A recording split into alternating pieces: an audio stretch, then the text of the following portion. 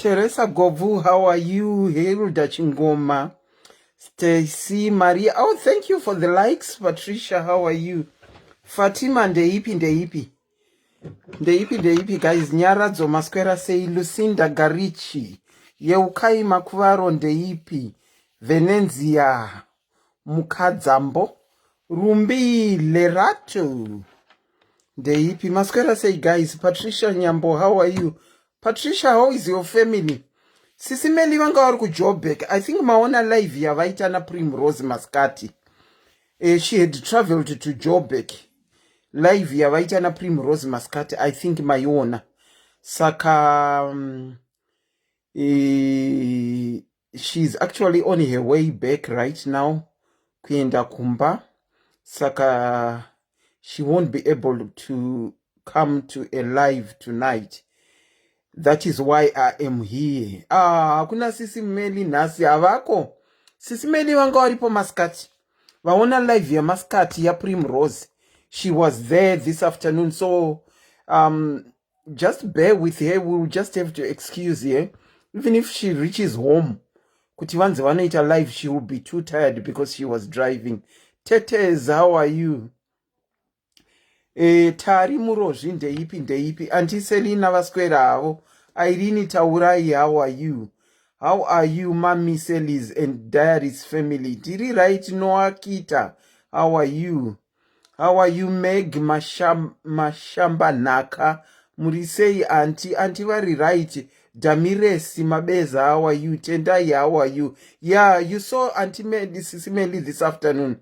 So even if she got home, she wouldn't be able to do a live. She will be tired. She drove to Joburg, kwanga kuina Primrose, and very on her way back. And Auntie Selina tonight is a Friday. She's holding fort. Hoping you guys don't mind. But even if you do mind, you will have to put up with Auntie Selina tonight. Ndonyaya. Excuse her today. And she needs the rest. Vasquera very busy, Maskati. Clara Mashonga Mende, how are you? Esnia Manire, Ndeipi. Manire? Okay. I love you too, Tari Muroz. We love you too, guys. I love you, honestly. I love you. I couldn't do without the diaries, you know. Although sometimes Becky give me a hard time, but I couldn't do without you guys. You are now part of my family. I've actually allowed you I've opened up my house for you guys. Rensia ndinokuda nemi wediwe Vaichi Guza. How are you? Gloria Nyemba. Say Rumbidza Ichibero. Muri say wediwe. We have become a family, you know. We have become more than a family. Keith Kaseke, Jiri say, Emily Magwenzi, Jiri say. We have actually become more than a family. This afternoon I received a voice note Randi Ningirikira. Randi Nakizafani from someone who is in Germany. She called in distress midweek. And I know she reached out to the likes of Sisiyoko Zimbabwe, you know whom I'm talking about. And she sent a message back to say, yeah, Auntie ndakataura na Sisiyoko ndakataura nemi wako manaka. I just thought Facebook was just Facebook. But you guys, you helped me at my time of need. Makataura nemi zvandakanzwa. At my time of need. Saka Facebook it's helping people left, right, and center. That is if you are in the right group. Ma group akawandisa sterek pa Facebook. Asi zvakanaka kutsvaga group raunoita bikita panyika apo yo. Munobva kubikita panyika. Zvakanaka kutsvaga group raunoita attached to rinenge rinotaura zvinenge zvinobatika uye zvinobatsira. As I said, this girl sent me a message ari kuGermany kuti handitaingofunga kuti Facebook is Facebook ndeyekutamba. But in my time of need, ndakataura nemi, ndikataura nayoko. Ndakataura nayoko because I couldn't get you. Ndikazotaura nemi after my return call yangu, but you guys, you helped me so much. Ndikati kuvanouya paFacebook vachitsvaga zvemakuhwa vanongozviwanawo zvemakuhwa, asi kana uchitsvaga rubetsero neshamwari dzinokuudza chokwadi chaidzo dziripo paFacebook, and our platform is one such platform where you can get help in time of need. Even help yekutaura newe chaiyo itori help iyoyo inogona kupombodza pfungwa dzemumwe munhu. Saka Facebook inobatsira kana ukapinda uchida kutsvaga zvekubatsirwa, inovaka kana ukapinda uchida kutsvaga zvekuvaka, ine makuhwa kana ukapinda uchida zvemakuhwa unomawana futi, ine mharadzi kana ukapinda uchida zvekutsvaga vemharadzi. Saka zvese zvinowanika paFacebook. Saka when you come into Facebook, you just have to be careful what you are looking for. And I think I once said it, guys, kuti nyaya kungonzi kwafoma group woti ndipinzeiwo, you don't even know what that group is for. Julie Maiwe boys, how are you? Lois ndeipi tendai chihudye. Maswera seiko, guys? Maswera seiko mativi mana ose enyika. Today is Friday. You are glowing. Emelda kundishora waita hako Emelda. Zvinongondipawo manyuku. Tiri kutachinjawo zveshuwa nekuuya paFacebook ipapo. Nhasi maona zvandakaita musoro ndazviruka mabhanzi. Tari Murezvi, he helped me so much, Auntie Selina. May God bless you. Thank you so much, Tari Murezvi. If I did help, ndinotenda kana ndakakubatsira. Mai Mandipa Skylar, how are you? Memories Mango, how are you? Tabi, how are you? Auntie Selina Muriseiko, Selina Miripirisa zita wangu. Auntie Selina vaskwera havo. Nasi vaskwera vari pamba. As usual, Auntie Selina dzinenge dzichingorira ka. Dzimwe ndichikata nekuti ndinenge ndiri pane dzimwe. But I love attending to you guys. I love this platform. It has given me the privilege to spread my wings at a thing that I know best how to do. I'm a person who loves people. I love talking to people. I love reaching out to people. That is Auntie Selina for you. Sandra Mudzori Urisei, Shanti Blacks, how are you? Jane Wamiridza, how are you? Albertina Nyama, how are you? Murisei say, guys, we love your feedback as well, so that it guides us on what we are doing right, where we need to improve. Tirivan Vanyama, SIS MELLY's Diaries is open to criticism. That is how we grow. So give a feedback to any of the admins. Muchivanyorera kuti apa tanchifunga kuti mumbodai kana kuti tanchifunga kuti mumbotiunzirawo matopics ekuti. That way, if we interact with you, I'm trying to get in touch with me. Nenyaya yeticket. Okay, I'm going to pin. Let me pin my number where you can get in touch with me. How do I do it? Zuka akachinja zvino. Okay, can anyone who knows my official number, not the phone-in number, my official number, please write it in the comment section. Someone is trying to get hold of me in connection with a ticket rare IT. But also, you can, actually, the best person to get in touch with is SIS MELLY. My ticket air high tea. I like the way you conduct a live, Auntie Selina. Katie Tabizolo, thank you. The best person to get in touch with anything chair high tea is SIS MELLY or Lorraine Mukundu. Those the best people, Ivao. Those the best people. When is the high tea? The high tea is on the 30th. The high tea is on the 30th. High tea is on the 30th. Dopa yiri high tea. It's on the 30th. Get in touch with SIS MELLY and Lorraine Mukundu. If you come to me, ndinongo kurifea ikoko. If you come to me. Okay, and before we get into our story, I think you now know the lady who wrote this book. Her name is Primrose Chindundundu. She is one of us. It's a children's book. It's a children's book, and it's a bedtime stories or normal stories. So if you want this book, you can go to Amazon, or you can WhatsApp the lady. For those that are in the group, you can WhatsApp the lady Primrose Chindundundu on her WhatsApp so that you can get a signed copy. It's called Giraffe the Curious. Giraffe the Curious.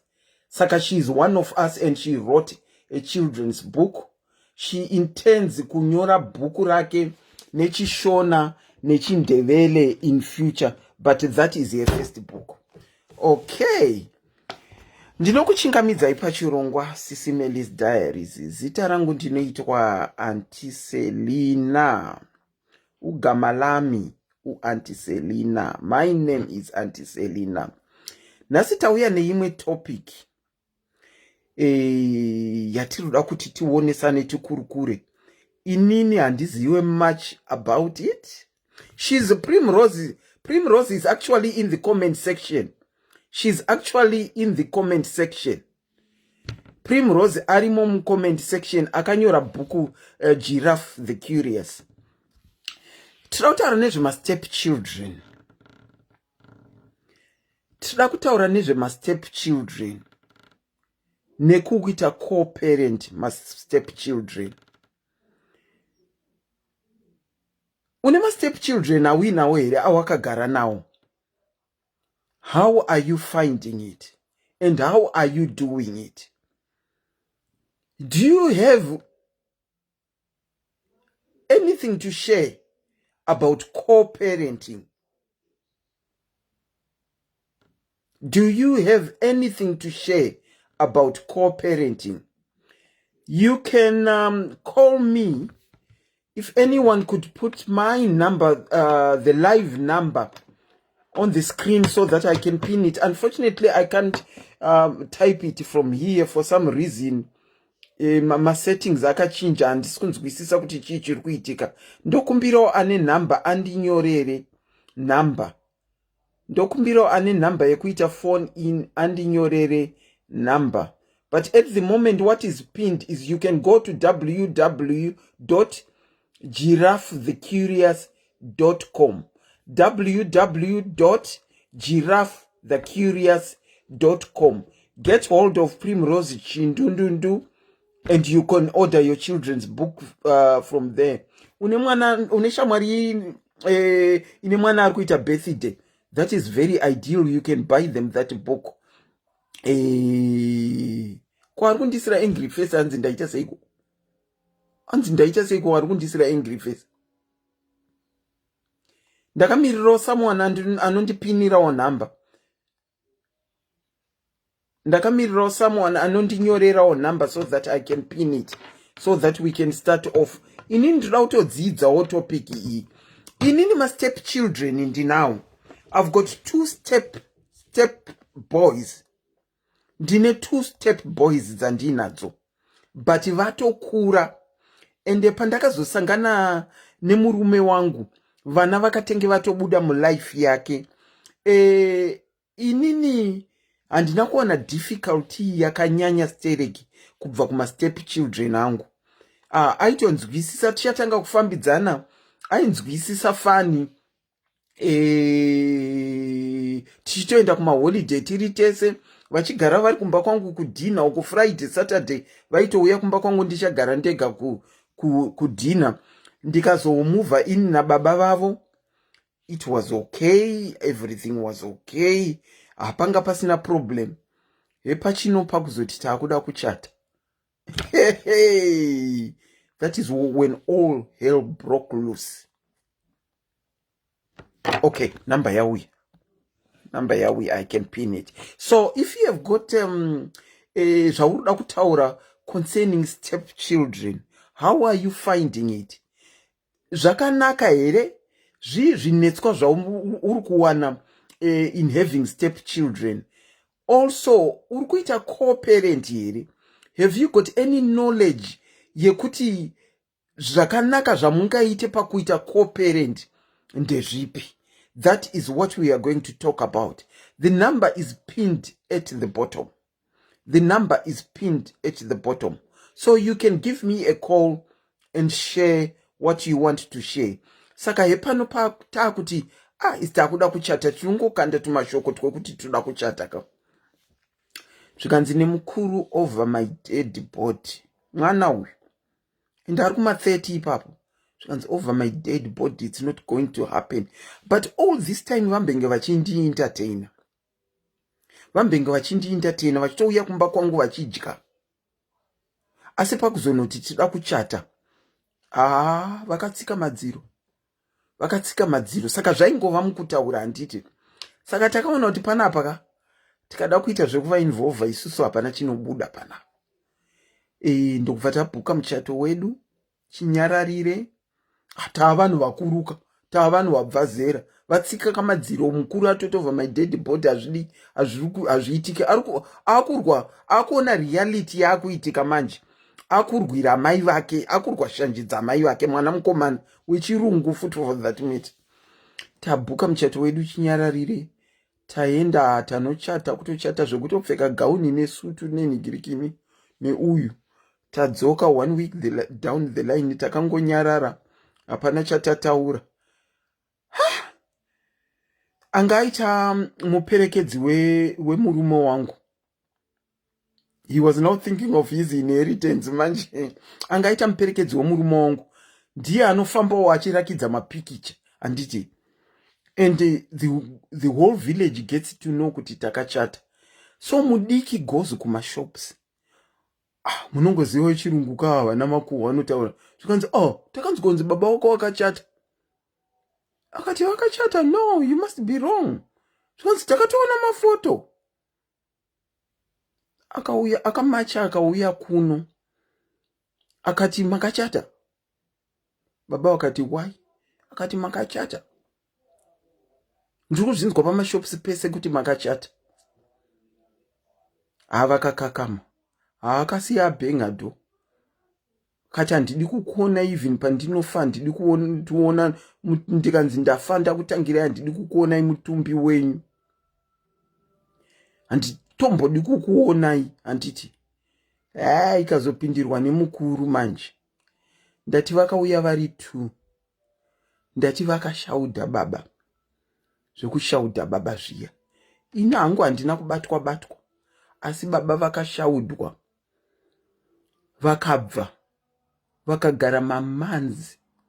Vasingataure nababa, vasingamhorese baba, vasingavabvunze kuti muri sei baba. Vakatsamwa. Asi zvakazochinja hazvo. Iko zvino vakuuya. Vakuuya. But handina hangu problem navo. Zvachose. Muduku wacho atone mwana wake waanouya naye pano.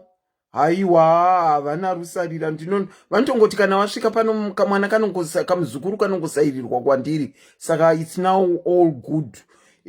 Takazoisa hedu mapicture emuchato mumba papa. But tamboita keep it under wraps. Tisina kuvaudza kuti ndizvo zvatakaita.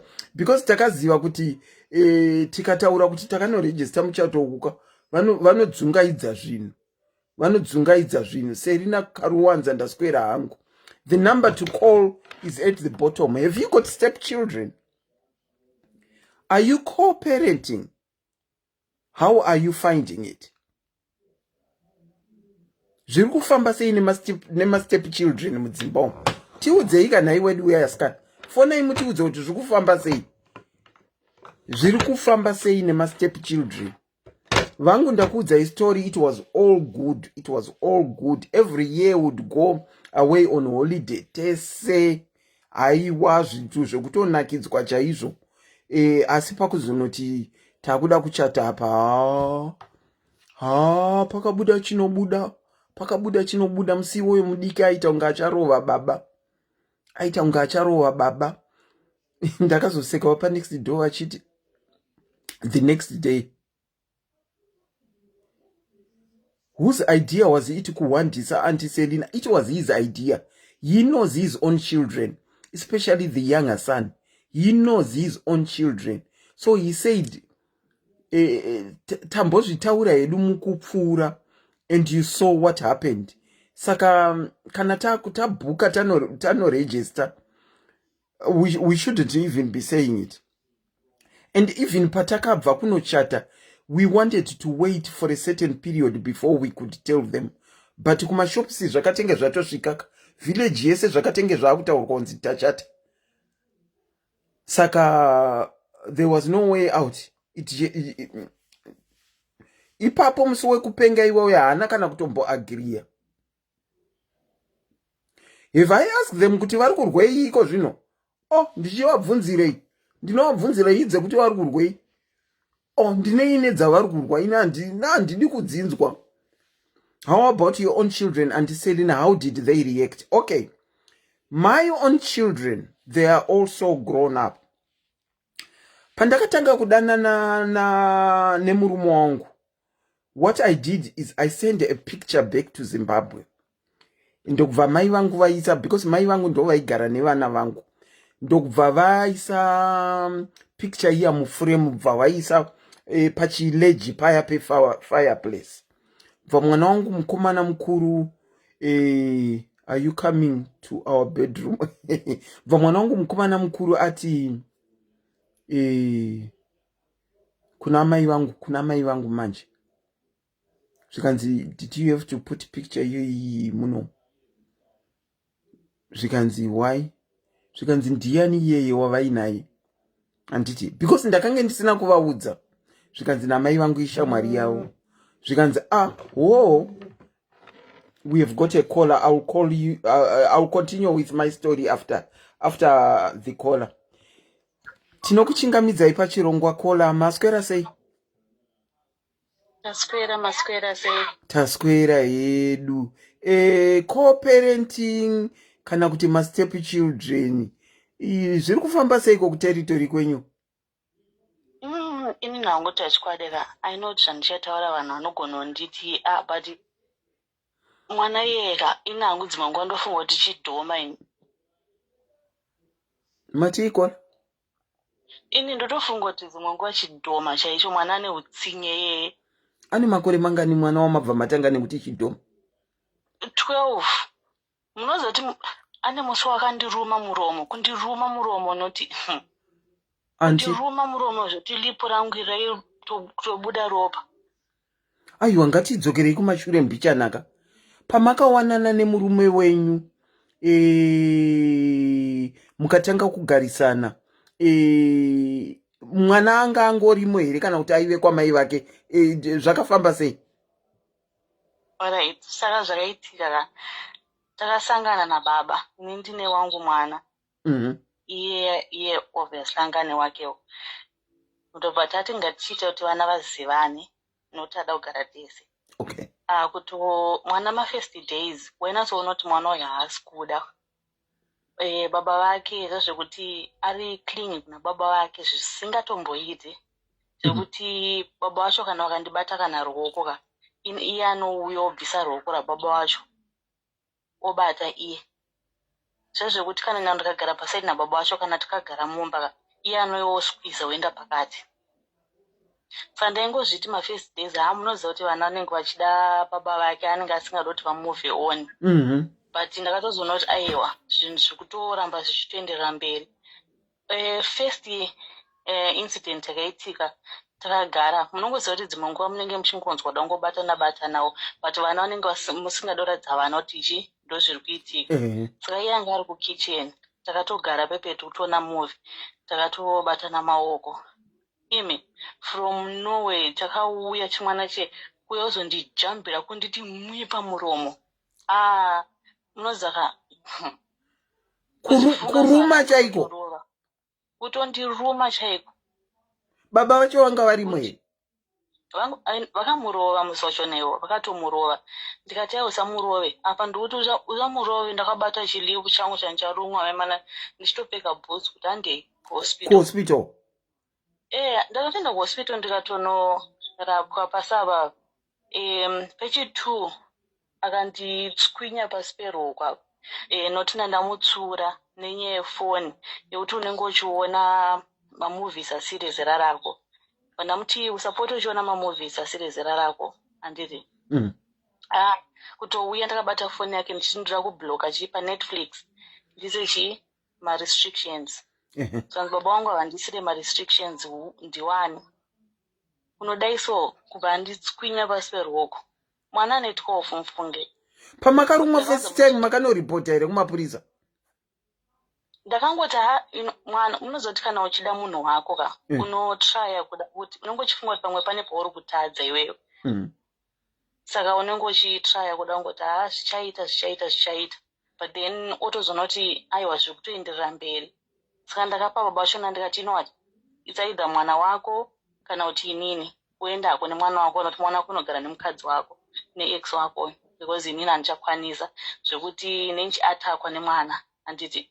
Saka inini wangu mwana akabva azouya because anoita zvekuti maholidays anoenda kwababa vake then maschool holidays maschool time ndinenge ndinaye. Saka wangu paakauya munozoti kana vana vakagara kana patebho vachidya ane system yekukika mwana pasi petebho.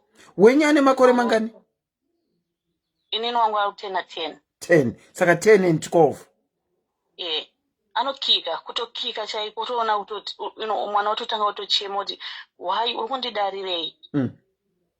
Ziso rake rinototyisa. Ndakambotaura namai vake ndikati koko kana rumba kwenyu munoita sei naye. Amai vacho akati inini ndoda kutoti mutore kana muchikwanisa. Kana muchitokwanisa kutora mutore zvenyu noti ndaneta naye. Autondishaisawo mufaro nemurume wangu kuno kuzoti ndada kutorambwawo. Saka mwana ari kuterrorize kwaamai futi? Kwaamai vake havachatomuda amai vake vanotaura kuti handimude. Handichada. Ndaneta naye. Vari kuti baba vacho ndakati munodi mumbofamba chimboende naye kumba. Endai naye kumba mumbonoita sei ameno kana wena mumusha chaiko mumboenda naye kumba mumbonotaura namai venyu. Saka panenyaya manhingirikini red list whatever angachingoti ndichaita sei kana zvanzi zvachinja ndichazoenda. Ende munoziva ndakachema nemufaro pandakaona nezuro nchinzi tabudiswa kuti ngavaende ndimbosara ndichifema. Aurare usiku. Is it to that extent, Kola? Is the problem to that extent?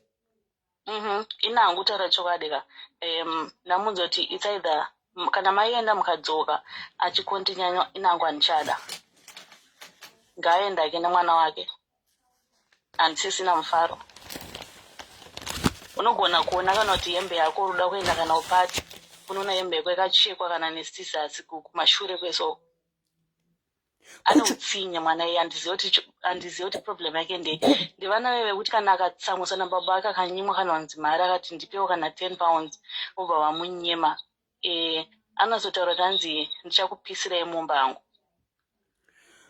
Kola kuchikoro kune mareports anombouya here ekuti anoita maproblem kuchikoro? Kuchikoro last time yandakashedzwa memhanja angatuka ticha vake kuti you are an F bitch. Nekuti vanga vati homework yako iri kupi, vanga vane presentation wanga ufana kuita, hana kuita. Noti inini ndoita zvozvo kuti ndotarisa work yake handiti ndomuti yandikubatsire ndoenda paGoogle Classroom yandikubatsire asi ndopedza ndakuiita ndega inini noti yanga akagara zvakangonditarisa ndoichitotaura ndega unogona ngoti pamwe ari kuteerera handiti hanenzi zangu kuti haasi kuteerera but inini mupfungwa dzangu ndakufunga kuti pamwe anenge achitondifungira ini kuti ndikaribaya nebanga zimunhu zvekutoti kana mapanga mukauya kana mumba mangu bedroom ka ndakugarisa mamapanga pasi pemubhedha chaipo kuti wotya kuti akagara downstairs kana tiri tega wakandibaya.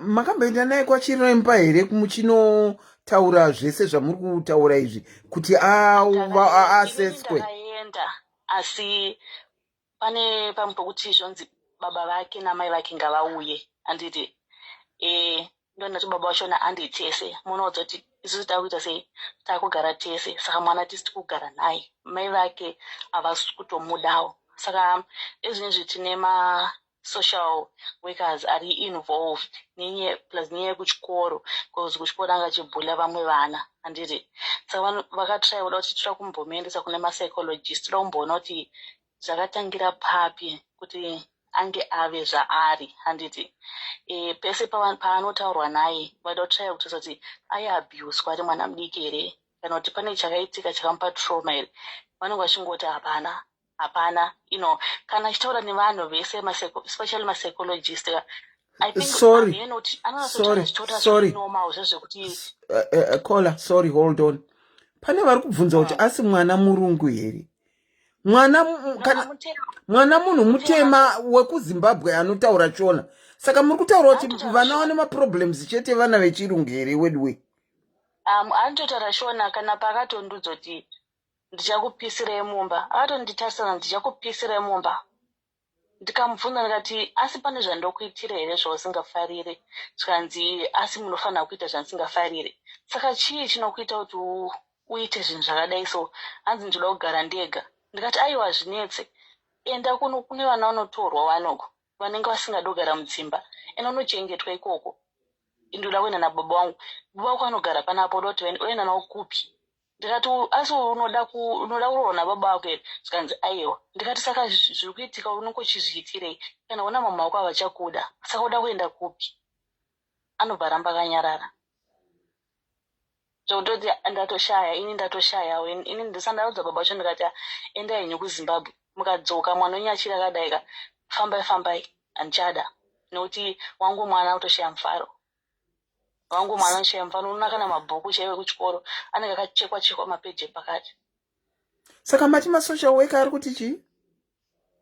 Vakati ivo pakaitika any incident inenge yaitika kana kuchikoro kana panopamba vakumutora because tatoinvolva vanhu vakawandisa mapurisa masocial workers vanhu vekuchikoro mapsychologist but vese vanotaura naye vanomutanzi macounselors vanomuti she's alright. Inini ndindatonzi mwana musikana. No, I think ndikatombosvika pakutombonesa nababa vacho mwamusina vati aiwa chimbonotorwa DNA because I don't think chimwana chako ichi. Makamboti vanotorwa DNA? Ndakatomudaro ndikati I think hachisi chimwana chako because chako mwana achingambobhihevha zvakadai nekunyarara kwakaita baba vacho. Wow. Saka vakati chii pane zveDNA? Saka imimi mukuvati ende munotorwa DNA mukufunga kuti mwana ari kuprotesta kuti ndidzoserei kwangu? Chii chimwe chamungafunge naye? Chamungafunge mimi kana mwana achiekta kudai so chii chamungafungewo kana nemiwo? Because zvese ndatraya hapana chaanoshaya. Murumu make mune zvese. Mune zvese chichisi hamuna. Akati kana kuti ndura kuenda kupati kana mafriends haana kana friend izvozvo haana. Hapana ndotamba naye. Asina kana muchitaura namai vake ukaona muridzi wemwana uri mai wakuita give up nemwana wake womusairira kuna step mother. Munozotika you need nemwana unombotraya kuda kuprotecta mwana handiti muchifunga kuti amai ava vanenge vane zvavanoita mwana sei munhu wemukadzi angarambe mwana wake handiti anenge ari mafirst days unenge usinganatsoziva situation nebackground kuti zvinhu zvekufamba sei. But paunozogara nemwana manje wako natsouona kuti utozoona saka mai avo it means havasi kutotaura zvakawanda. Pane zvavakatoitirwa zvikuru zvekutoti kana ivo watosvika pakutoti aiwa mwana ngaenda kwababa vake nekuti murume wavo wavanaye izvozvi ndewekujamaica akambouya kumba vakauya vese ndobva ati izvoni wai muchigara nemwana uyu muendesei musi ndakatoofendwawo because akatanzi mushipe kana kuchaino angonogara ega ndikati why would you say that kanzi munoziva kuti mwana uyu akadaro imi musati maexperienza zvese zvamuri kutaura izvi isati okay kanzi akandipindira ndichigeza ndikati komunogezere musina kuloka dhoo zvikanzi anovhura nebanga kutovhura mati madhozi ndomaziva madhoo mamwe aya ekuti nebanga unogona kuvhura okay nemukati ka munhu ari kunze anovhura nebanga ndomaziva saka anzi akavhura stepfather vake vachigeza saka anzi pavakatena kudai sokutomona akagara zvake pachemba akavatarisa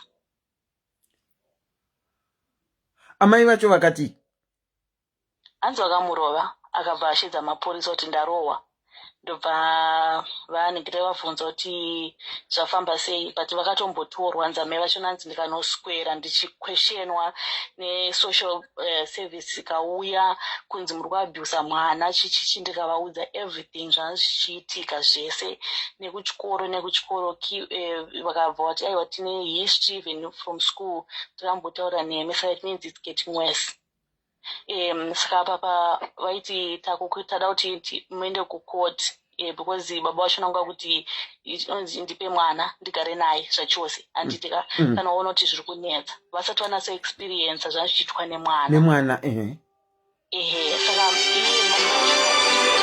ndimude baba vacho nanga kuti tofanira kusplita iwewo une mwana ini ndichigarawo nemwana kuti ubva wangondisiyira mwana kundiremedza nemwana kudaro iwe uchimutoro kana maholidays ndomutoro kana achienda kuchikoro zvokuti kana last term ndakatozoshedzwa kuchikoro ko imimi pamunoshedzwa baba vacho vanenge vari kupi imimi pamuri kuenda kuchikoro baba vacho vari kupi dzimwe anenge ari kubasa handiti ndotomva ndamufonera kuti shamwari kuchikoro kutodiwa anobva abva kuchikupe kubasa but kubasa kwachina futi izvinezvi akutowana maproblems ekuti ukungoramba uchingobuda every time kuti every time unenge uchingobuda uchiti mwana saka dzimwe nguva anobva nditi shava ndiri kuona kuti handikwanisa kutoti ndirambe ndichingobuda chiita sei chimbodhila enda unoonzwa kuti zvikuita sei ndozvaindishara newe fanika last term akaita 1 week achibuda pamba asingasvika kuchikoro tofonerwa mwana ari kupi mwana abuda makuseni achiaruka kuchikoro haapo unoziva kuti unodzungaira saka anenge aenda kupi kana asikasvika kuchikoro anenge ari mutauni dzimwe nguva anomwana ari macdonalds akagara dzimwe nguva unotomuona zvake achitenderera zvake dzimwe nguva unomona akagara kana pabhenji kochiinai unoziva unombotora mwana ka ombotoya kuda kubata kuti umukadle kuda kumupa love kuti pamwe akamisa love handiti kumukadla kuita sei but unotoona kuti anenge achingokupusha kana kuti mashoko anenge achikuudza zvokuti unotoshaya kuti inini ndikutadzei what is it chandisiri kuita but ozoona kuti maybe love yaunenge uchikwanisa kumupa ka haisiwo love yaunenge uchipa mwana wako iwewe wow you're sort of in a very difficult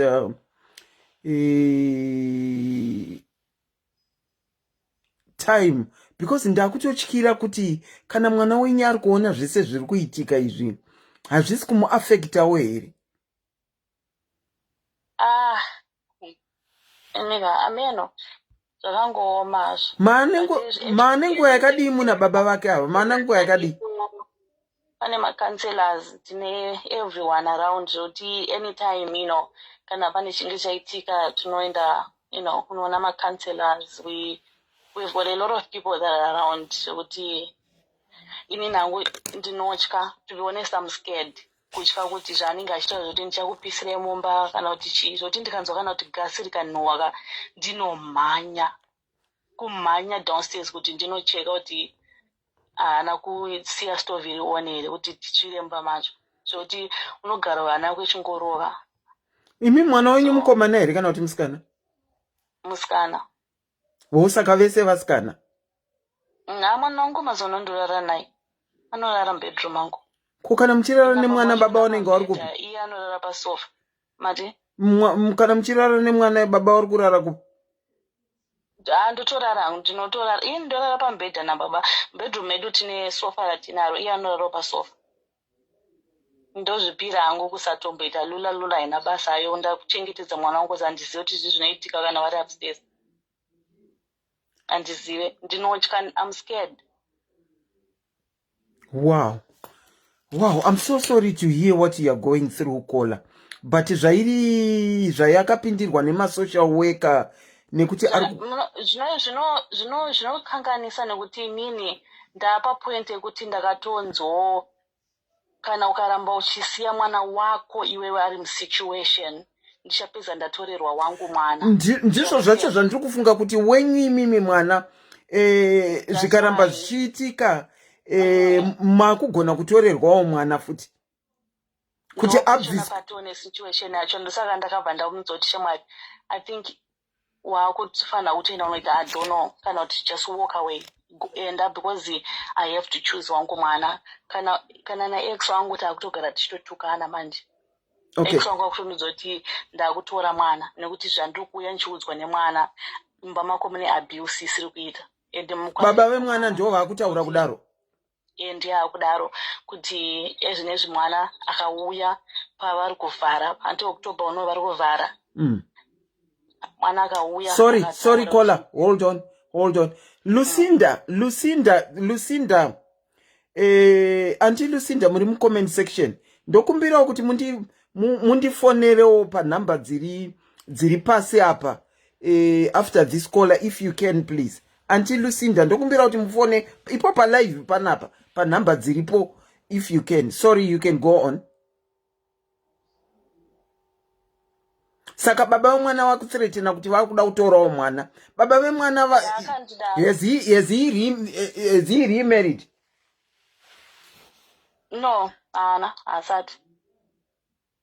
Umwana akaenda kwa baba wake ari kunotaurawo zviri kuitika kumba kwenyu. Anotaura zvese zvinenge nanzi anenge achingochema and even nyange kurara kwacho nanzi sometimes anomuka sweating and screaming and I think mwana wangu because ndakatanga futi kuenda naye like for counseling kuenda TSN nini naye and I've even begged my social services kuti tore henyu mwana uyu but andizi amai vake andimunonzwisa said kwangu inini and I'm not a mom. Do you understand? It's it's now between the dad and the mom, but it's affecting me because inini ndina baba vacho. But then ndosandauza baba vacho noti I'm leaving because I'm choosing my child. Unongoshida munhu wako ka, but unonoti it's better to walk away. Yeah, otherwise I'll lose my child. No, for the sake of your child, I think. Yeah. I don't know what to say. But you need to safeguard your child because ucha end up 1 or 2 problems. Dzevana 2. Wako anogona kuita rebellious nezvaari kuona and then une imwe problem iyi futi. Saka uno end up 1 or 2 problems. Aiwa, munozotira.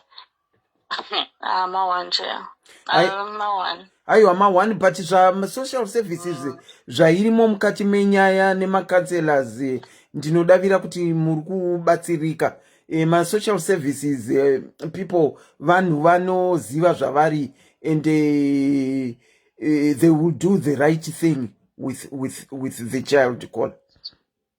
Kana pakandiruma unoziva lipi rangu iroro kana nanhasi ndikazvifunga ndoita kumerera kuti shuwa kana tsondiuya akandihakira akandiruma muromo wangu shuwa kuti angazvifunga sei kana kuti zvakapinda mupfungwa dzake chirudzii kana kuti nyange kumubvunza kuti naiwe pawakandiruma ane munhu akambokuruma here aiyewo iwe unofunga ndikakuruma unonzwa sei anoramba akanyara kana anotanga kutoseka saka uri kuseka chii chichinosekesa papa kuti wakandiruma muromo wangu kana uine iwe kuva overprotective kwababa wacho onaka is just extreme. Overprotective.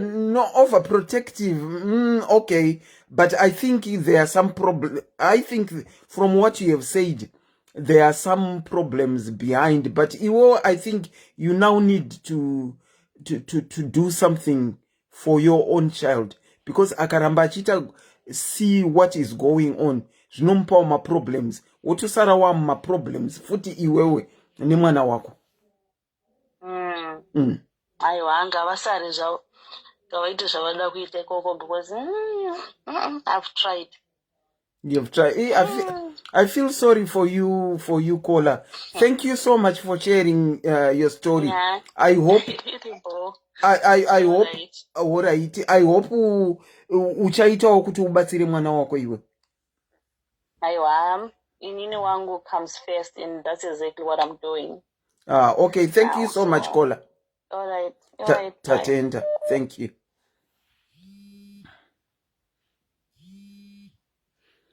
Ndinokuchingamidzai pachirongwa SIS MELLY's Diaries. Makadini?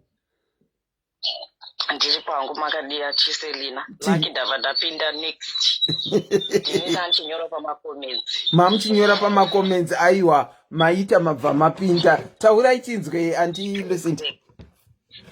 All right. This problem anti Selina iri kuita problem hombe isingaite isingadi. Inini I lived through this. You lived through it. Kola mwana womusana uyu handineniwo ndiri munhu wechikadzi. Inini ndanga nditori mwana wechisikana akadaro, and I was around those ages futi. Ndanga ndisina anondigona. Sorry, caller, hold on. Regai ndimbotishaya kuvhizita zvamataura. Mwana ari kutaurwa musikana uyu nezvaari kuita. Mazviona maona imimi pane zvanga zvichitaurwa. Is that what you are saying?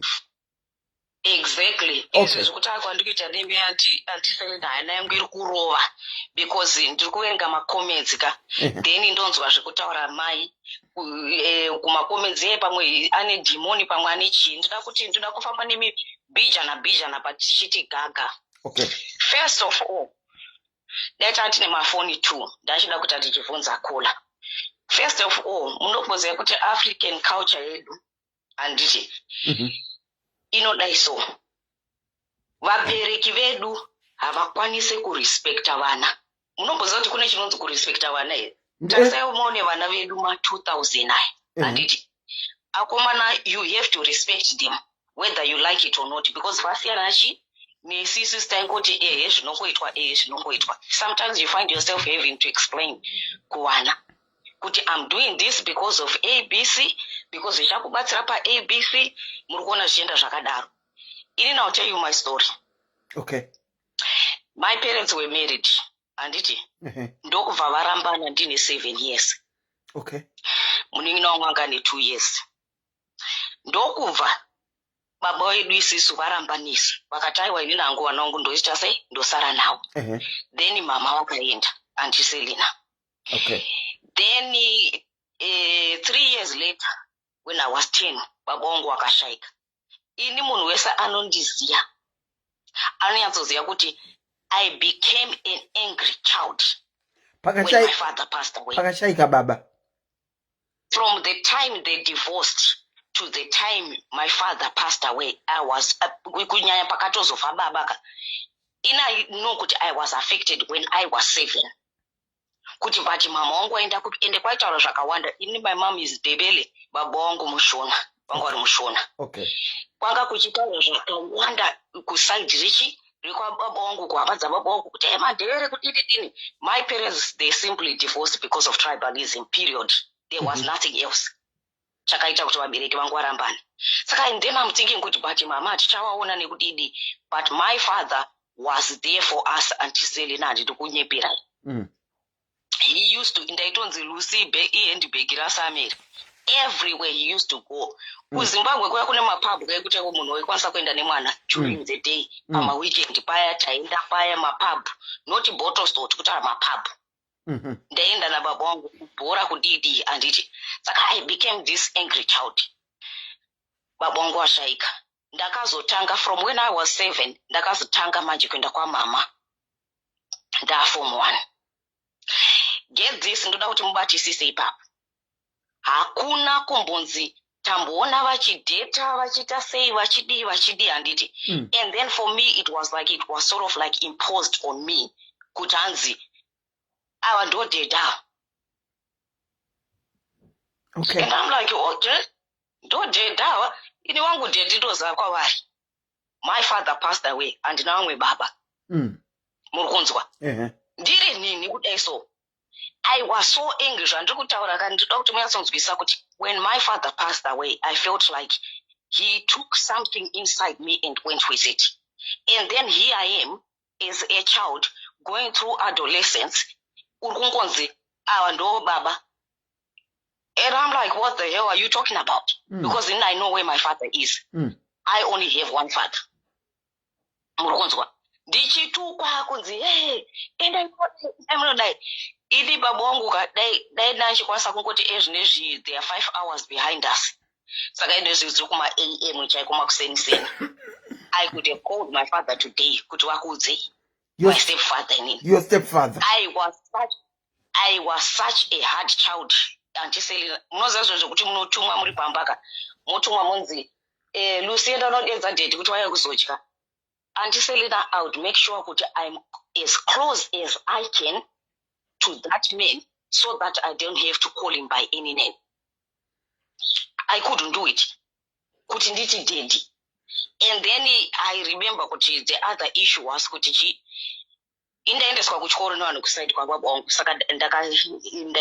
that's why I'm more fluent in Shona than Devil. And then she can say, mama, pano Ndebele because my stepfather is Ndebele. Pano Ndebele. And I refused the anti-Selina. I refused. Ndikatini baba wangu mushona. I'm not going to be forced to kutaura language. Isiri ya baba wangu. Murukona. Ndakauma msoro. Then I remember when I was 16. When I was 16, baba wangu our stepfather wangu. Wakangonditi, Lucy, can you try come for a drive with me? Tikaenda tikanopaka kumwe ku golf course so. Vanoziya because takagara kuGweru nekuShurukwe. Papo takagara kuShurukwe. Tikaenda kumwe ku golf course just the two of us. Ndoda kuti kola kana ari kundinzwisisa ka abatisisi. Batisisa ipa ndokutaura. Baba wangu wakandi my stepfather. Tiri two, just the two of us. Wakanditi, Lucy mwanangu, I know how much you hate me. I know how much you hate me, but ndoda kukuudza kuti ini pandakasangana namai wako ndaiziva kuti she's got 2 children. Ndikazvipira kuti ndichadana nemunhu ane vana vachechi 2. Anditi, I want you to know kuti whatever that happened between your mom and dad, anditi, it wasn't my fault because I wasn't there. I met your mother after. I wasn't there. And I want you to know that whatever food happened between your parents is not your fault, because you are only a child. But one thing I'll promise you is that I will love you and Yolanda until I take my last breath. Whether I'm with your mom or not, I have to promise you, you don't have a father. I know how much you miss that fatherly figure. Just give me a chance, Manangu. Give me a chance. Do you know what I'm saying? Since that day, I'm 36 now. 20 years later, my stepfather was watching the Rukurwara shit. Ndakatozo wati did maybe ndofana kukusunungurai. Because I think he was holding on to that promise that he made that day. Kuti, I'll always be there for you. Saka ndiri kutaura kuti antiselina hazvisi nyaya dzekunzi mwana azoita dhimoni kana kuti chii. Please guys, varume zvese nevakadzi, when you start to date someone ane vana vake, ngatitryei kuintroduce vana mbijana. Try to involve your kids in that process of you dating that person wauri kuti maybe is a potential person kana nawazoonawo kuti zvinenge zvakuda kuenda kushirira zvekuti we are going to be together. Itaichi, do that process slowly. Kuita kuzongoti wanaka, mwana nongoerekana uko sanke this child. I'm looking at it like this. This child kuti tichiziya manje kuti naikola. Musati mazotanga kugara na baba. Mune pamaimboyanana nemwana iri. mai vemwana uyu vasati vakugara nemujama uyu varoora nemujama kana kuti vakugara vese mwana aimboonawo time yekuziva kuti alright, mom is dating this guy and this she was involved. Mwana guys anenge achiziva kuti baba vake ndiani, anoziva kuti mai vake ndiani. Saka you have to know, nyaya yekuroorwa nemunhu ane vana guys ka haisi dambe. Auntie Lucinda, ndimbokubatai. The last thing that you said about kuti kuintroduce vana vako kumunhu wauri kudanana nawo, I will agree with you, because pandapedzisira kutaura nyaya yangu inini, I was about to go into that kuti mwana wangu akataura kuna mai vangu kuti saka akataura mukomana mukuru kuti saka vari kuramba vachi muchiti hello asi ndakata Auntie Lucinda ndimadzoka. Ramena ndizoti maita sei. Wena ndichiteerera the munhu anga aripo manje kuti it's not like vanhu muno. Auntie, let me do it this way. Let me take the previous caller anga aripo, and then let me try and get my husband's phone, and I will call you with that phone. Okay. I think if we do it that way, then tinganzwanan. Okay. All right. Okay, thank you.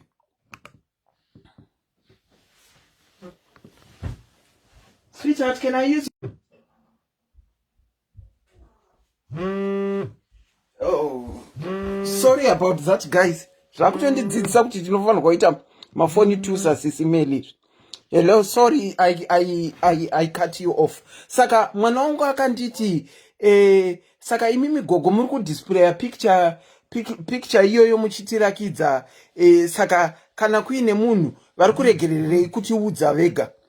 Mwana anga kuma 20 uyu vari kuregererei kutiudza vega, and then mai vangu kubva vabvisa picture iya mumba kubva vandiudza inini, ndikati anojaira stereka ada kuti inini ndiswere ndichimupira kuti ndaane boyfriend.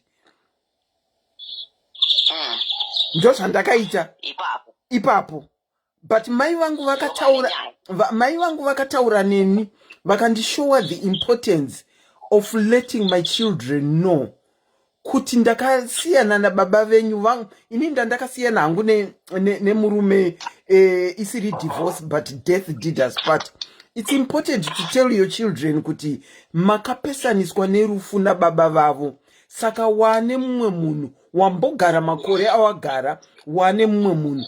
And when I officially told them, they accepted it.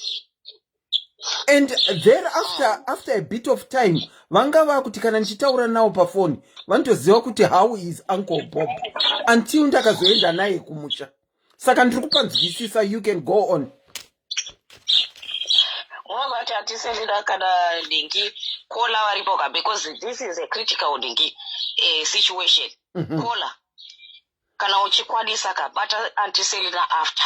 I am very much willing to help you. I can even talk to mwana chaiko.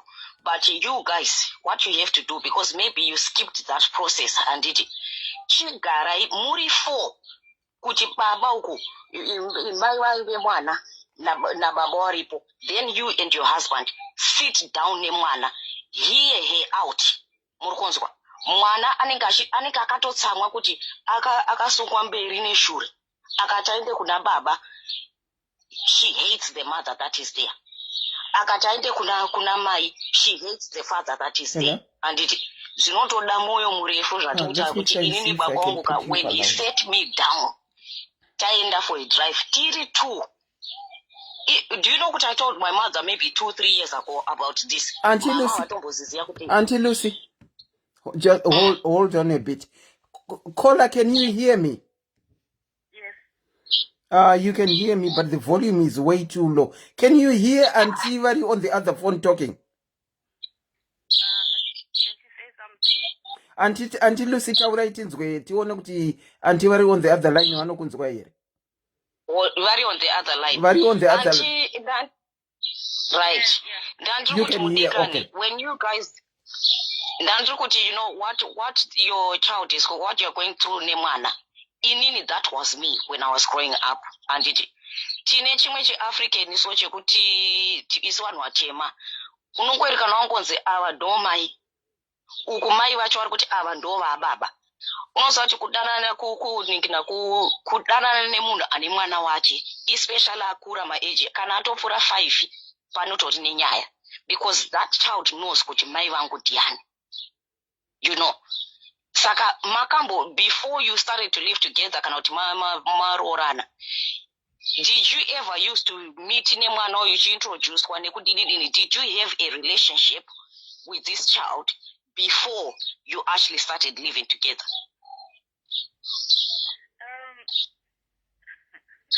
You know, okay, let me say it this way.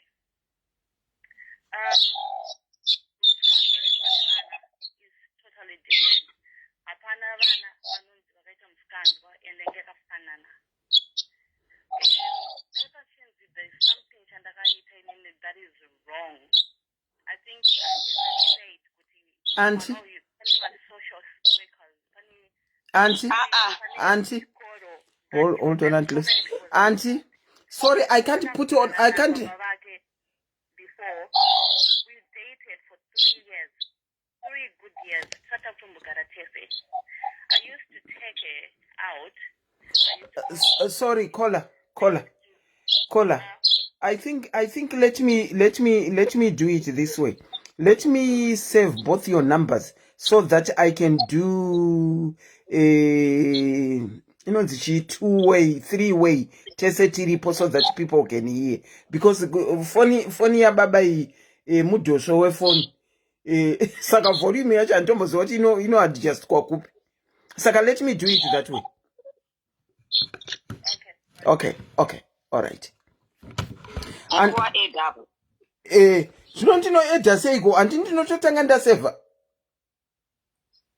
ndototanga ndasevha namba ka. Saka regai ndikudropei ndiite kudaro ndichisanotaura hangu nevanhu muningirikini. There is no sound. I'm trying to see how we can do a 3-way call. Unfortunately, this other phone, as you can see. Sorry? Mukatisa on the same phone, mukatisa tiri 2 pa phone, then it will work. Ndozvandinoda kuita, but ndinototanga ndasevha manumbers enyu. Saka ndozvandinenge ndoda kuita. Alright. Kuti ndiite WhatsApp group call. Alright. Dial the number and then save it. Ndozvinotoita. Thank you so much, guys. Saka ndinokufonera back manje Auntie Lucy. Okay then, thank you. Okay. Vakomana. Saka inini ndozvandakazoita, ndakazotaurira vana vangu vakazvinzwisisa, vazvinzwisisa, ndopa wakatanga kutaudzana nenhingirikini nemurume wangu. Saka I think what Auntie Lucy is trying to say is new, is kuti it's very important kuti kana uine munhu wako kuziva kuti uda kuzowanana naye, zviri important kuintroducer mwana kumunhu iyeye. Ndosvavanga vari kutry kubvunza anti ava kuti mwana uyu aikuziva here, even baba vake namai vake vakarambana, mwana aikuziva here kana kuti makugara mese ndopakazongouya mwana achikuona imapo. Ndo mubvunzo wanga vari kubvunza iwayo. Save. Okay, and then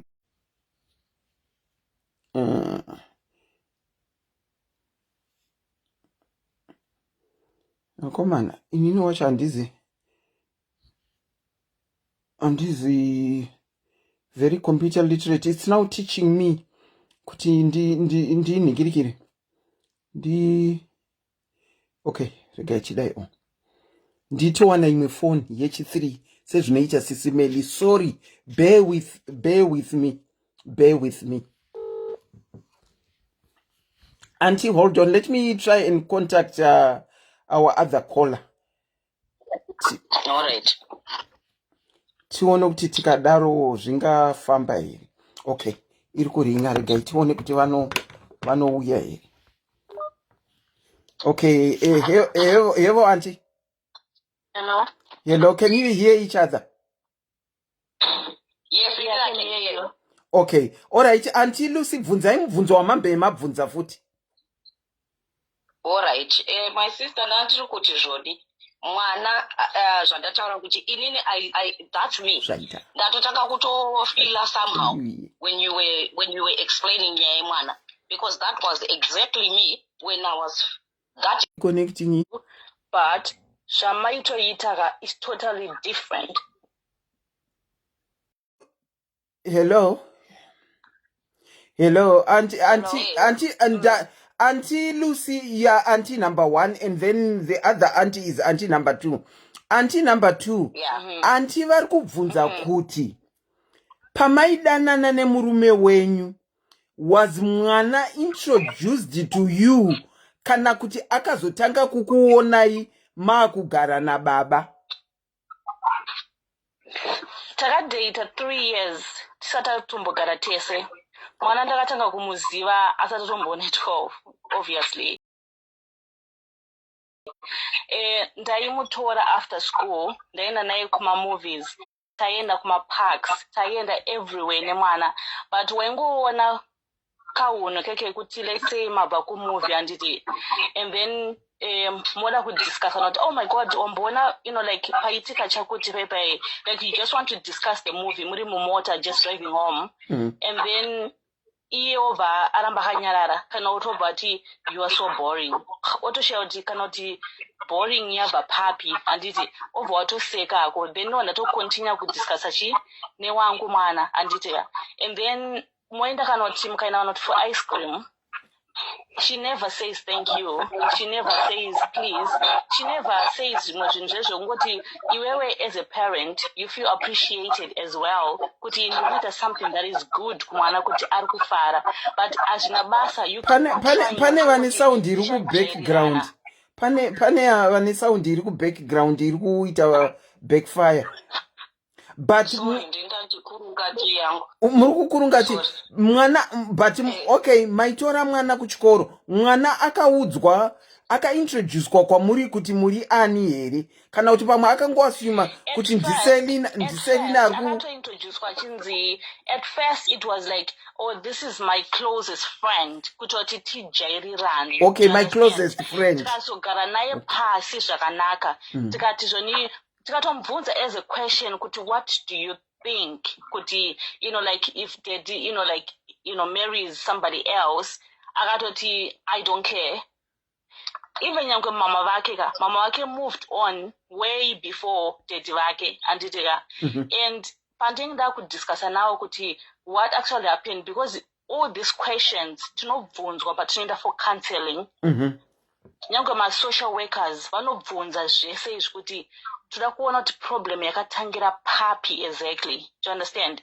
So kuti inini as a parent ndine time yekuti ndinenge nditoriwo confused ndega kuti where did I go wrong, ndotozvibvunzawo ndega kuti where did I go wrong, asi pane pandakakanganisa kutaura, asi pane something that I didn't do, but that's not my fault, do you understand?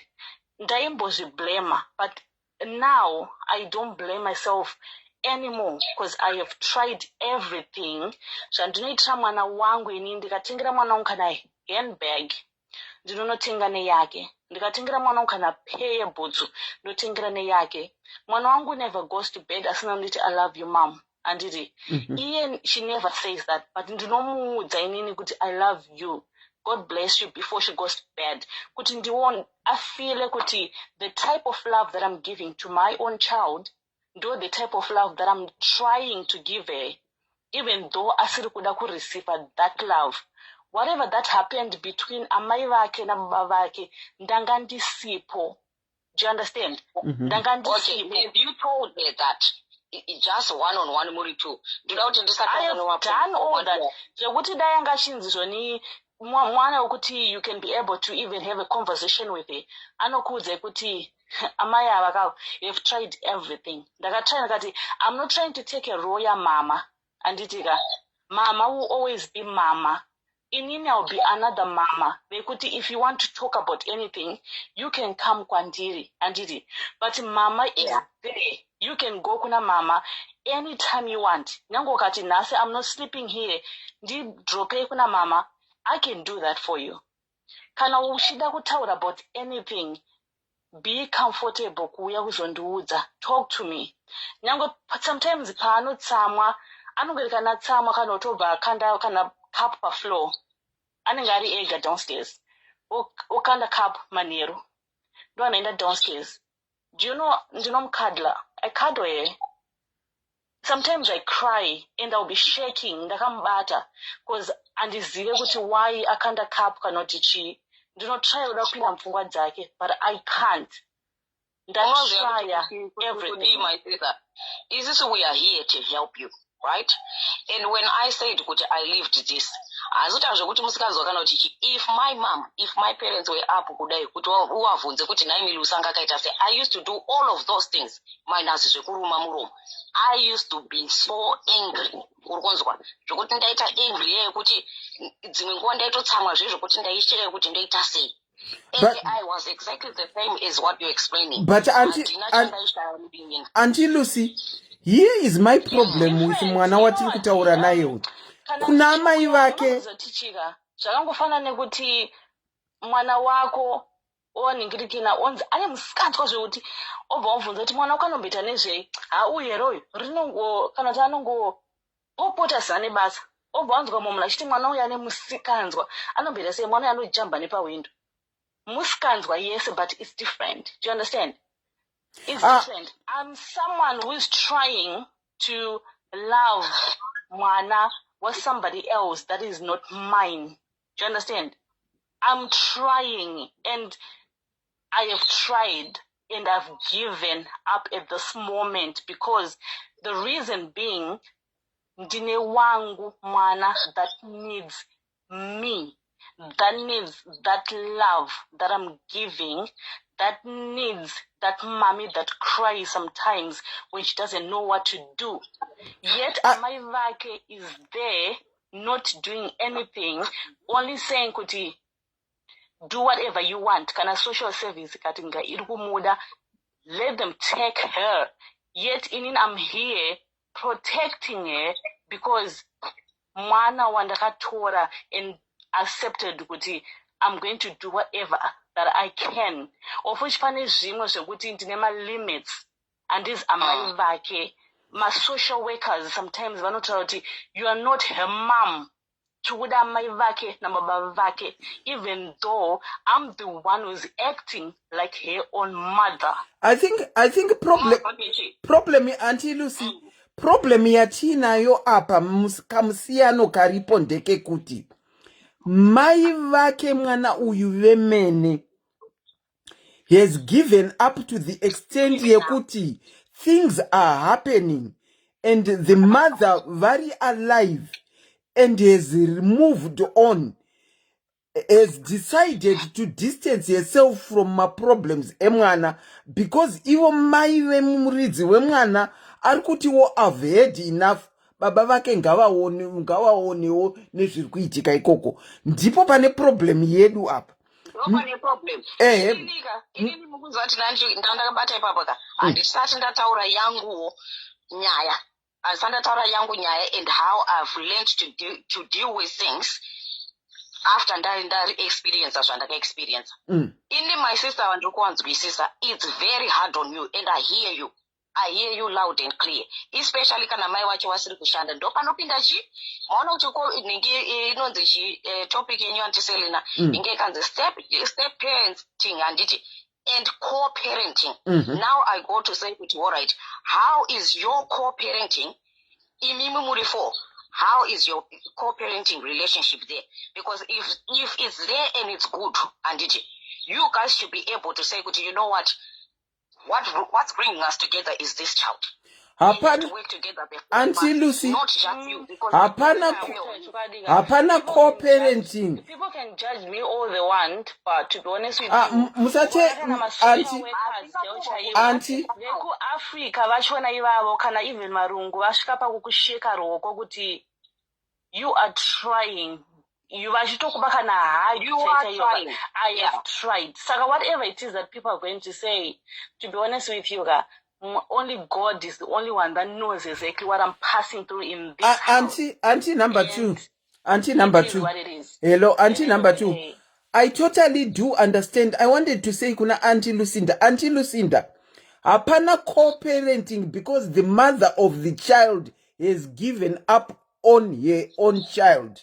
Saka ava kona number two ndo vari kuita zve-social services zvese.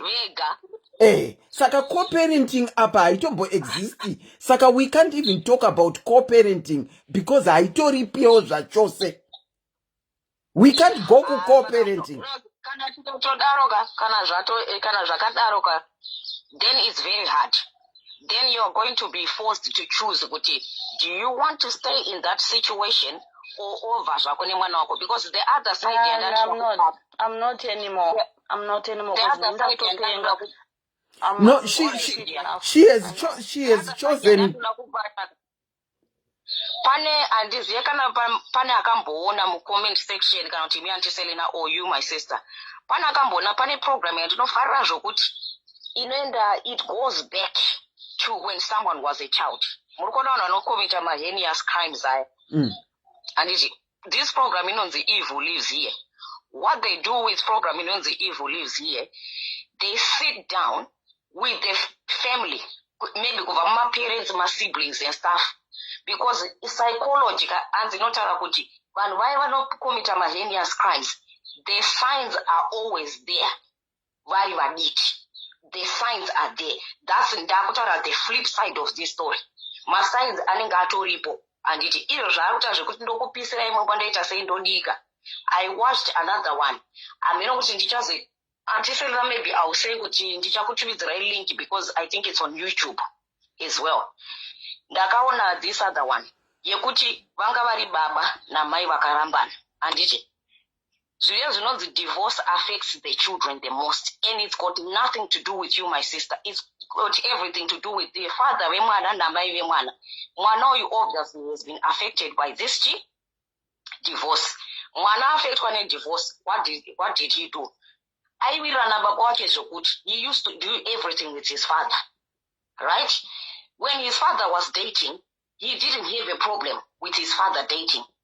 But the day that the father decided to marry, vakutanga kugara nemukadzi, vakachiona kudai, vakachiona. And you know what? It was so sad because mwana akagumisira uraya stepmother vake. Because he hated her that much. Mukona. Saka pane ka element kekuti hate kai. And futi pane ka element kekuti maybe you're doing the most. Mukonzwa. Kuti, why do you want to hug me? You're not my mom. Yeah, that could be there. It's very hard to understand. That could be there. I think ka element kekuti kunonida kuitwa go back to basics. I think as she was saying kuti my social workers have asked all that, and ukaona muridzi wemwana akuita give up on her. How can someone who is a stranger to mwana iyeye apinda mu life ya baba wake help? But I'm glad hangu kuti you have got all the necessary help that you are getting from my social workers. You have got my counselors, and we talked about you doing good for your child because your child also can be affected, and even kuchikoro zvinogona kunge zvakumu affecta. Saka I think you are in the right direction nezviri kuitika kusaidi kwekwenyu nema counselors. Thank you so very much for sharing your story. Tatovhurikawo tikatodzidza, and all the best in your journey of trying to solve this problem. Caller number 2. Thank you so much. All the best. Yeah, we'll be we'll be with you. You have tried. Take care and do what's best for your child. Thank you. Tatenda, thank you. Auntie Lucinda, thank you so much for calling. Yeah, Auntie Selina, ndachida kutaura kapa co-parenting up. We on my side down. Okay, all right. Go on. Just quickly. Co-parenting. Oh yeah, just quickly, please. Yeah, just quickly. Okay. In like what I said, which I went through, I was a stepchild, and I ended up knowing how much it's important for mwana kutaziye kutichi anodiwa ne-step parent yake. It worked for me because if I could choose in this life again, I'll still pick my stepfather. And it, what went on to happen, I got married. Tikarambana nemurume. Ndikakudzai kuti andiselina unozoti co-parenting. I think for me, what works for me is to set my boundaries. Because my ex-husband, when he married mukadzi wake, and I said, my name is it and she was uptight. Pekutanga. She was very uptight.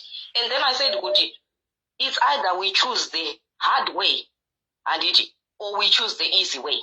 The hard way ndekuti sisi toshitanga kurwazi nani basa iwa unakunditorera murume inanda kutorera murume anditi but the easiest way is kuti apa between us pane wana anditi pane wana kudaro for as long as those kids live, my dear, your husband will have to be in my life forever and I have to be in your lives forever. Saka toita say anditi let's work together. And then ndikati inini hangu ndiri kuno kukwandirika ndiri kuno kukwandiri ndine munhu wangu ini muriko kwamuri une munhu wako anditi saka we have to respect each other. Saka inini hangu ndoda hangu kuti nditaure newe if it's anything to do newana I would rather talk to you, not you being a middleman, because when do I don't just out to chichitika and stuff. And today I don't want to lie, Auntie Selina. I don't want to lie. We are in so much good books. That's good. But the basic people, they put it. Gapa it my boundaries, gapa respect one. And there's even when I call her, people don't understand me. I remember in session ye married ni masingo. And I'm living here nemunhu wangu. Like my experience, my childhood experience, I promise certain things to myself. I can't even sway from those things. And it ndinewa nainin andingatange kuchata ndiri kunoko murukunzwa vana vangu vasipo muru dzangu dzisipo because they have that relationship yekuintroduce and of which mind you I introduced my kids. I told my kids kuti ndine munhu last year. That was 9 years of me dating the guy. I was zvikuti ase zvikufamba mugwara chairo. Then I said kuvana vangu guys ndine munhu wangu ari kuno chichi, how do you feel? It's okay mom, ingwani Baba moved on as well. We want you to be happy. And then you are now Saka ini dozi nondishandira kuti I don't want my kids as at least vana vangu vakauyaka ndochiona manje kuti vari kuwirirana sei nemunhu ndochizotanga zvekuchata. Sometimes kana watoita vana it's no longer about you, it's about your children. Muri kuti vana venyu vakauya kupi? Kwandiri kunoko. Ko inini vangu they were past 19 when I got my papers. Vanga vasikakwanise kuuya kuno saka zvaisaita kuti ndichateka ini. But my preferences evanhu. Inini I'm saying kuti because of my experience I feel like I owe it to my children. When I was young I felt like no, why does everything have to be imposed? Vana venyu vakura sei? 17 and 15. Okay. Ndinototya Auntie Selina, ndinototya. Mumwe musi mukazoita experiences dzenhumbu nekudini and whatsoever vanhu vachitaura kuti vakazoita mimba dzavo sei nekuti there are a lot of things dzekuti ndotombofunga kuti ndikanyora book I'll have a best selling book because there are a lot of things that happened to me. Okay. I am staunch on certain things. Certain things. They've missed out on a lot of time with me. So I can't have them go through certain things as well. I can actually maybe gonna sacrifice the relationship. I can't tie myself to anything without my kids. Okay. Okay. All right. Thank you so much, Auntie. Thank you so much. A very good morning to you. You too. nyaya dzeco-parenting nenhingirikini. Let me call someone else who I can't seem to find the number we had called. If anyone wants to contribute, you know this one is very difficult. I saw a comment here who called social services. You know, munyika dzatinogara dziri different idzi dzine ma-requirements akasiyana-siyana. You'll find kuti kana uri kuzimuko zvimwe zvacho hazvitorina basa, hazvitorina kana ma-social services anopinda. Zvimwe zvacho kunyika dzamunenge makagara zvinotangira kuchikoro, kuti kuchikoro chinogona kuita concern nemwana chokola social services. So it's not about asking who called the social services. It's social services was called because there was a reason for social services to be called. But zvachikutaurwa naAunty Lucinda zvokuti kuintroduce vana kana wasiyana kana kuti wafirwa kuintroduce munhu wako kuvana slowly kuintroduce kunenge kwakadi, kunenge kwakanaka kuti vazive. Vangu inini vakandibvunza kuti saka vari kuramba vachienderera mberi nemunhu wavo iyeye, saka vari kufunga kuti zvinoita sei. Until my mom said, I think you need to be telling your children kuti baba vavo havasisipo, death did you part, saka wane mumwe munhu wawanaye. That is how they understood. Saka zvekuintroduce izvika zviri very important rather than kuzongoficha vana vaona munhu apo akutonzi ava ndo vamunofanirwa kunzi baba. Kuimpoza kuvana, vana vanoita rebellious, vana vanoita rebellious. Vangu vekumurume ukuka vakandi accepta tichiri kudanana, but hepano pakunorora it was something else. Saka zvinongosiyana nevanhu. We can't say we have got one standard thing chekuti kana ichi chaitika izvi zvinofanirwa kuitika. No, zviri different. Tinokuchingamidzai pachirongwa kola manheru akanaka kwamuri ikoko. Taswera yedu, muri step mother here, muri kuita co-parent here? Inini ndiri step daughter. Mamuri step daughter? Yeah, both sides. Kwa baba, kwa mama. Okay, mama went on to marry and you were a stepdaughter. Baba went on to marry and you became a stepdaughter. Okay, how was it? Pekutanga takasiwa kuna baba. Anditi tasiwa kuna baba, of course stepmother baba sina umira zvakanaka. Saka makazoenda kuna mai vangu. Makasiwa kuna baba zvaita sei? Mai vangu na baba vangu vakaparadzana tichiri vadiki. And your mom chose kuti muende kwa baba? Tina baba na stepmother. Okay. Saka mubatirwa wataingoitwa ipapo. Asi papo ndasati ndaingoona soti zvinhu zvose zviri normal. Pandakazoenda manje ndakugara na mama vangu, stepfather vangu. Ndainzwa achishandikawo na stepfather vangu. Ndaiti kuti nanhasa ndina pandinovadedza kuti ndainzi ndivadedze kuti baba yanga isingabudi. Ndiani akanga ati muvadedze kuti baba? Ndibama? Ndimama. Okay. Yeah, saka ndainzi ndivadedze kuti baba. Saka ini zvaindiremera. Saka ndainzi chero ndikanzi ndandovapa chikafu. Ndaita sokuti ndiri kukwira gomo. Ndaimbova nepain, handizivi kuti zvaibvepi. Ndakagara ndikaita mwana wangu, ndikatozokurawo, ndikatozoita musha wangu, ndikaita mwana wangu stepfather. Ndaiti chero ndikaenda kumba kuholiday. Ndainzi kana sadza rikabikwa zviya ndikanzi ndindovapa. Kola, hold on. Hold on. Panenge pane problem. Guys, are you saying kuti network iri kuita ichikata? What are you saying? Kana ndiri kutotaura ndega? And the live is on and off. Oh? Yeah, yanga ichidaro zvisho. Ndiri kuona manumbers adropa, saka ndofunga tiri kutotaura tega. Yanga ichimbora. Yanga ichita on and off? Wanika hapana chandiri kuziva? Saka ndo zvazviitika. Network iri kunetsa ndo zvavari kunyora. my numbers are dropa from 5 to 181 ari kutodrop saka inetwork foni yangu yakatongopoza hamusi kutaura. Can't hear a thing or a sound.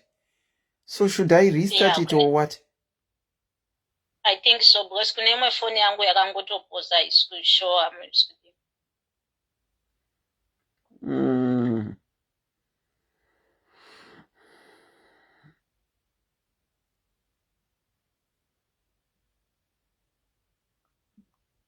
No network. Okay. Let me. Do you want to hold on or should I call you back? Okay, I'll call you back. Let me. Imborambe magamira yakango freeze kudaro. Yakango freeze. Okay, let me finish it. Resume. Yakango freeze still. Phone kwangu yakango freeze. Okay.